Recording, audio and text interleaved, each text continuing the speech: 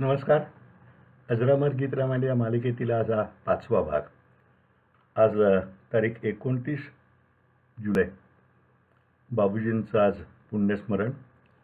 बाबूजींचा जन्म 15 जुलै 1919 आणि बाबूजींचा 29 जुलै 2002 साली निधन झालं. आज 18 वर्ष बाबूजींना जाऊन होत आहे. या निमित्तानं बाबूजींना आम्ही श्रद्धांजली वाहतो. त्यांची गीत रामायण आणि सर्व त्यांनी केलेलं संगीतसुद्धा आपल्या मनामध्ये कायमचं राहणार आहे. सहज दोघांची तुलना करायची तर दोघांचाही जन्म 1919 सालातलाच. गदिमांचा जन्म 1 ऑक्टोबर 1919, पण गदिमांचं निधन मात्र बाबूंच्या खूप आधी झालं, 14 डिसेंबर 1977ला. जेमतेम 58 वर्षाचं आयुष्य गदिमांना मिळालं. बाबूजींना त्यामुळे 83 वर्षाचं प्रदीर्घ आयुष्य मिळालं आणि त्या सर्व आयुष्याचं त्यांनी खरोखर ज्याला आपण असं म्हणू की सोनं केलं, अशा तऱ्हेनं त्यांनी आपलं आयुष्य व्यतीत केलं. त्यातली पहिली त्यांची अनेक वर्ष फार खडतर गेली.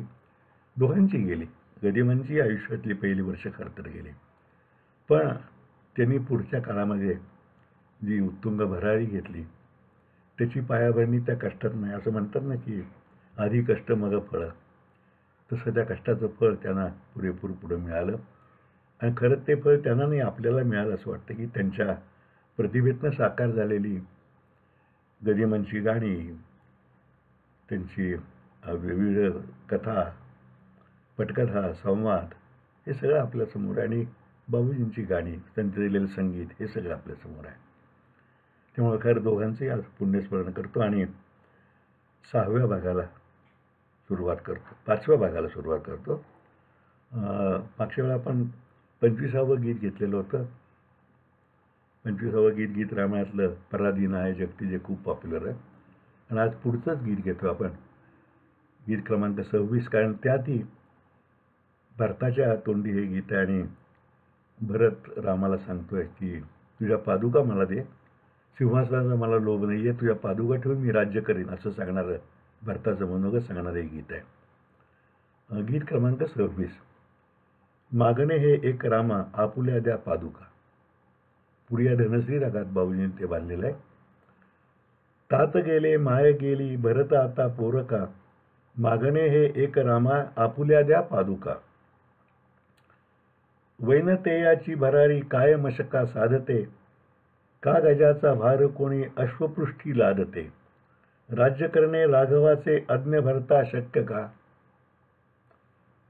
वंशरीती हेच सांगे थोर तो सिंहासनी, सान तो सिंहासनी का ज्येष्ठ ऐसा काननी.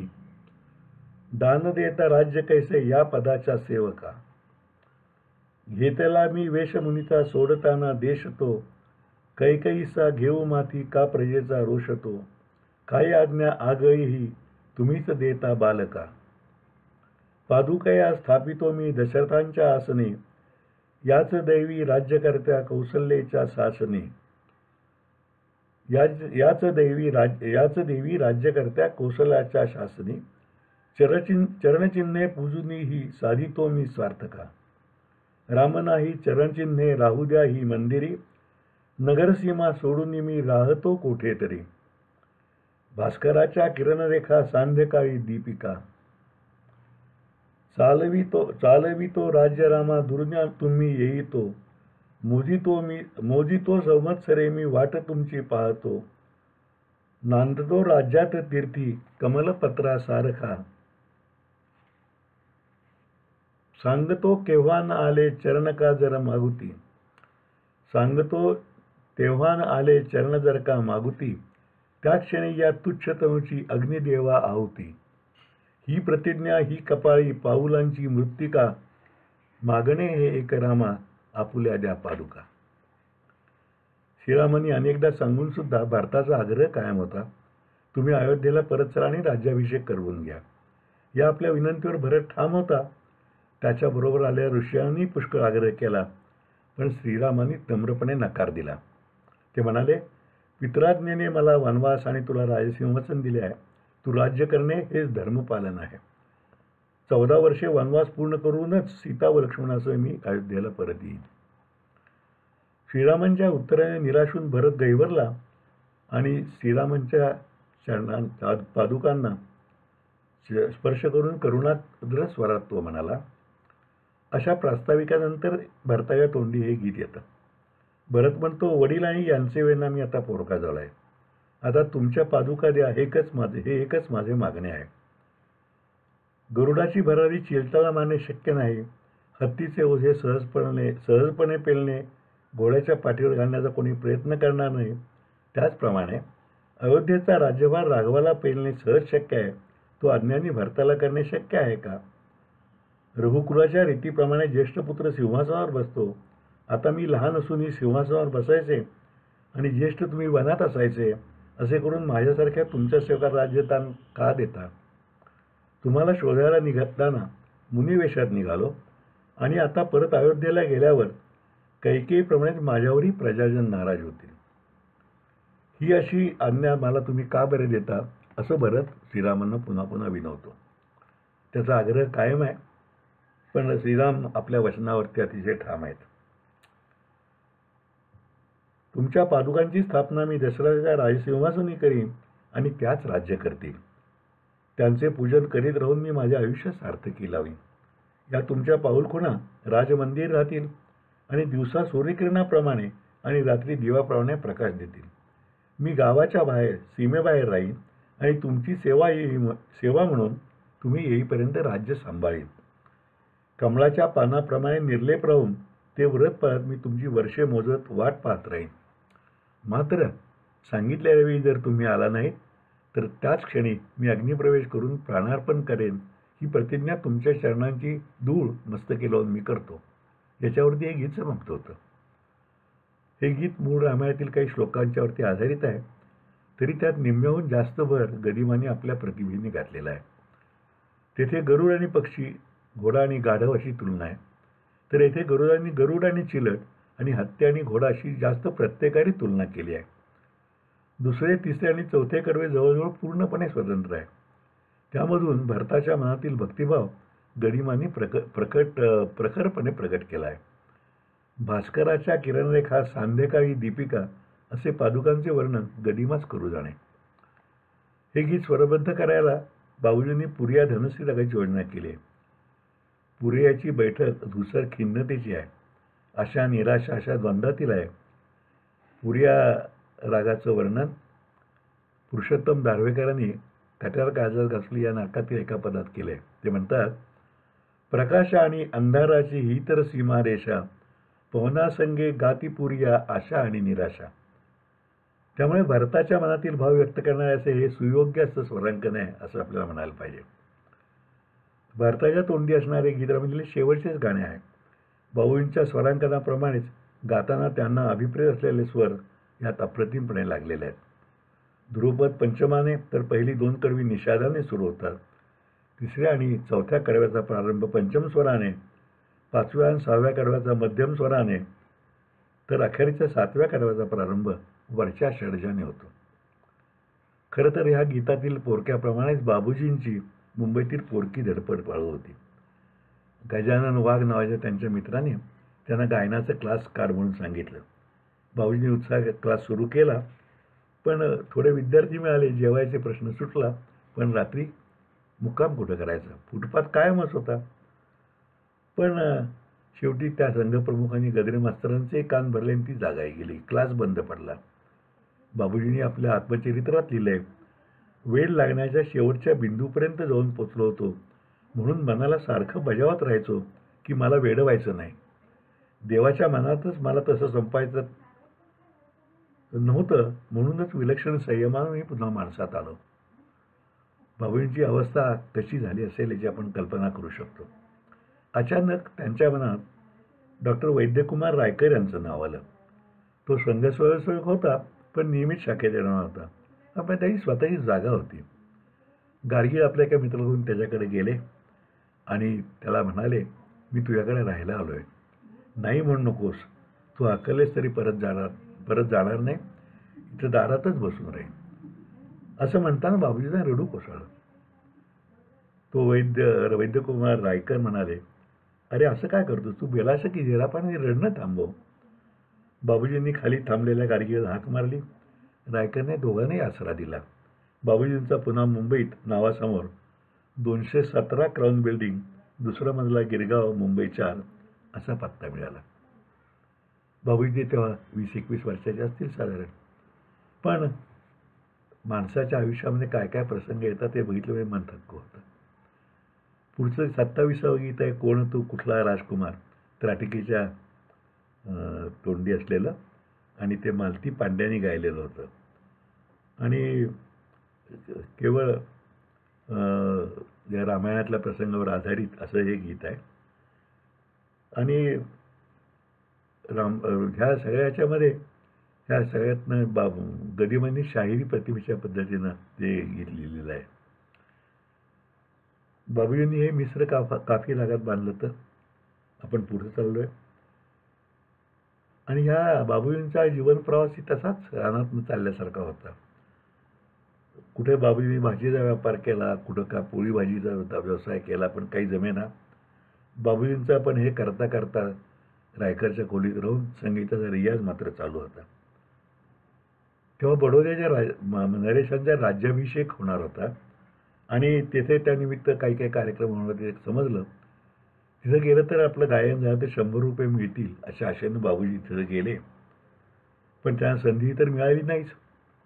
परत बरोबरचे पैसे, भाड्यापुरते पैसे उरले नाहीत आणि बाबूजी खिन्न मनानं तिथं परत आले. गीत क्रमांक 28 आहे, सुडघे त्याचा लंकापती. ही शूर्पणखेच्याच तोंडी हे गीत आहे.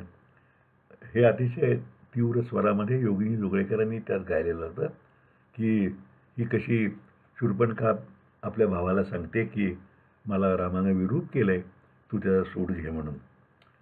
बाबूजींनी हिंडोल रागात आणले आणि ते गीत गाताना योगिनीताईंनी एक हे लावलं की अतिशय वरचे स्वर लावायला लागले.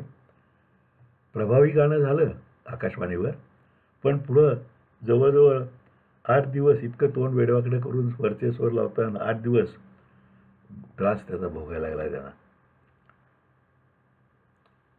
पुढचं गीत आपण घेणार आहोत, गीत क्रमांक 29. अतिशय लोकप्रिय गीत आहे. मज आणून द्या तो हरिण अयोध्यानाथ.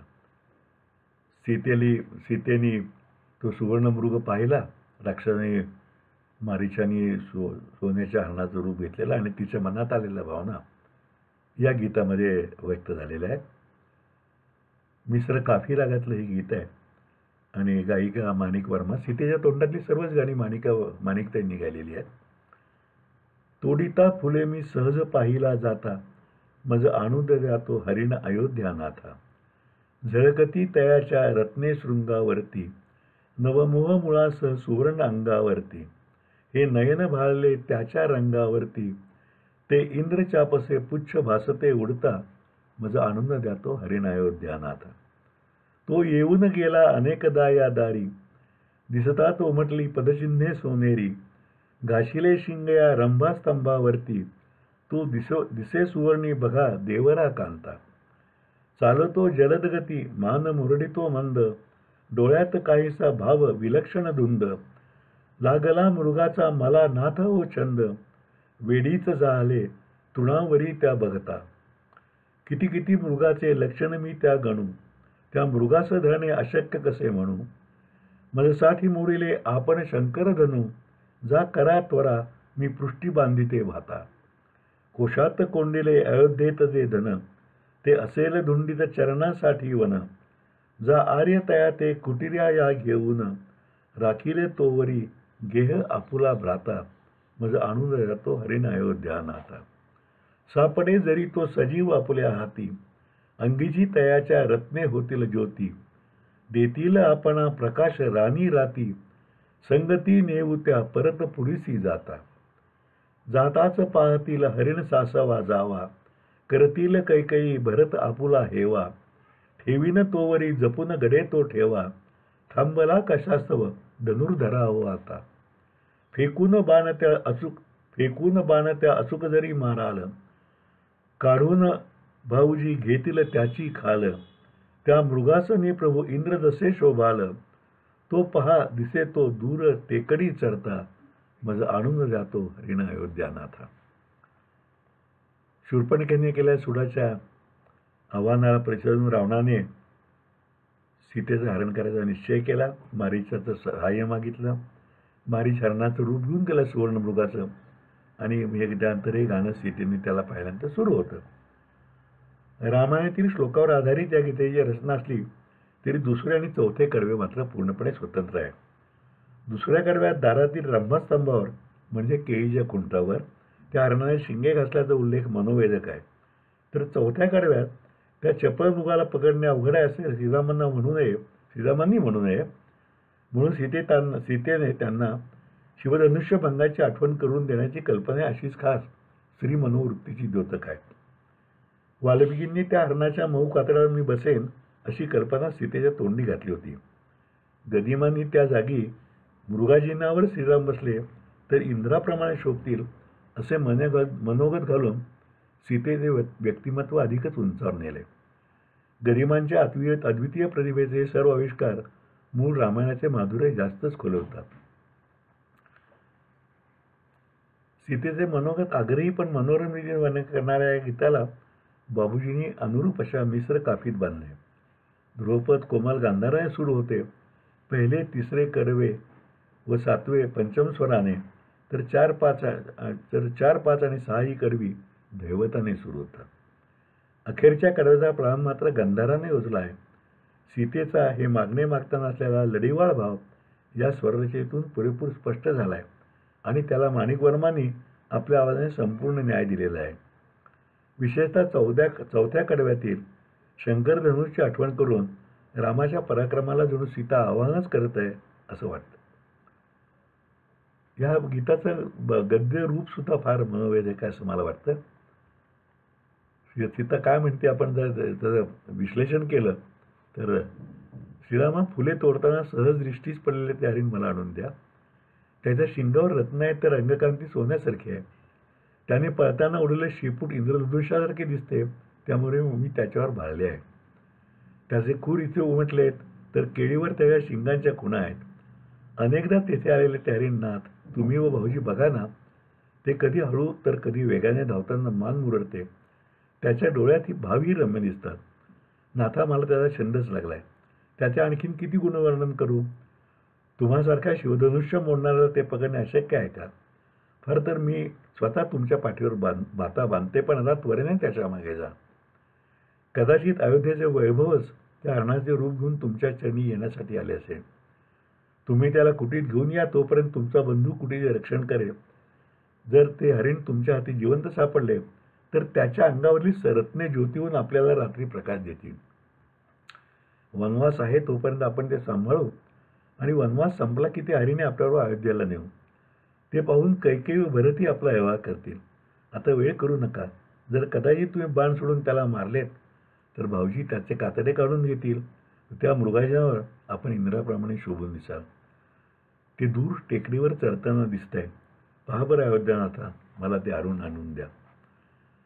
सीतेच्या मनातला अचूक भाव वाल्मिकीने आणि नंतर गदिमाने अगदी बरोबर पकडलेला आहे. बाबूजींची मात्र फरफट चालूच होती. मुंबईतनं काही होत नाही म्हणल्यानंतर बाबूजीने एखाद्या वगैरे अहमदाबादला जाऊन कार्यक्रमाचा प्रयत्न केला, पण तिथे काही कार्यक्रम मिळाला नाही. आणि येताना परत शेवटी विदाऊट तिकीट बिनतिकिटाचे बाबूजी परत आले.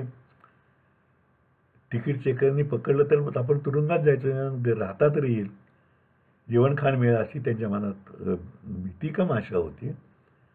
पण ते कुठेतरी पहाटे अंधेरी बोरियाच्या कुठेतरी स्टेजला उतरले आणि बाबूजी परत पराभूतपणाने रायकरच्या खोलीवर आले. नानाकडनं पैसे उसने घेतले ते भावाकडनं. ते द्यायला नाहीत तर त्याला तोंड कसं दाखवायचं म्हणून टाळलं त्याने. पण एक दिवशी नानाच खोलीवर आला आणि त्याने बाबूजींना आपल्या घरी जायचा आग्रह केला. पण बाबूजींच्या मनामध्ये निश्चय पक्का होता की 4 पैसे मिळवायचे, ते परत करायचे नानाला आणि मग सन्मानानेच घरी जायचं. त्यामुळे बाबूजी शेवटी नानाने ओढायला सुरुवात केल्यानंतर बाबूजी बेशुद्ध पडले. शुद्धीवर आल्या नानाच त्यांना रडत म्हणत होता, अरे तुझ्या भल्याकरता सांगत होतो ना, मला पैसे नको आहेत, मला तू हवायस. तू कुठेही राहा पण सुखात राहा असं म्हणून बाबूजींना रायकायचंच कोल्हेर सोडून तो परत गेला. बाबूंची फरफट चालू होती. व्यापार शिकवण्या काहीच जमत नव्हतं. हौशी कवींच्या कवितांना बाबूजी चाल लावत होते. त्याच ओळखीतून हिराबाई झवेरी यांना बाबूजींच्या गुणाची जाणीव झाली. त्यांच्या संगीत विद्यालयात ओडियन या रेकॉर्ड कंपनीतर्फे काही गाण्याचं रेकॉर्डिंग होणार होतं. त्यावेळी त्या कंपनीचे प्रमुख एक रेळे म्हणून होते. त्यांना त्यांनी बाबूजींचं नाव सुचवलं. बाबूजींचं गाणं ऐकून तेही खुश झाले व दत्ता डावजेकरांना बाबूजींसाठी 2 गाण्यांना चाली लावण्यास त्यांनी सांगितलं.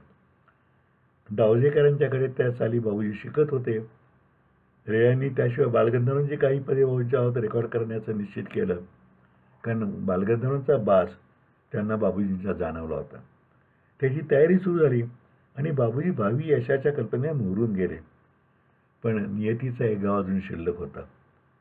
ओडियन ही जर्मन कंपनी होती आणि ब्रिटिश सरकारने ती ताब्यात घेतली, कारण दुसऱ्या महायुद्धाचा डग जमू लागले ते. ती कंपनी संपली आणि बाबूजींना आलेली सुवर्ण संधीसुद्धा धुळीला मिळाली.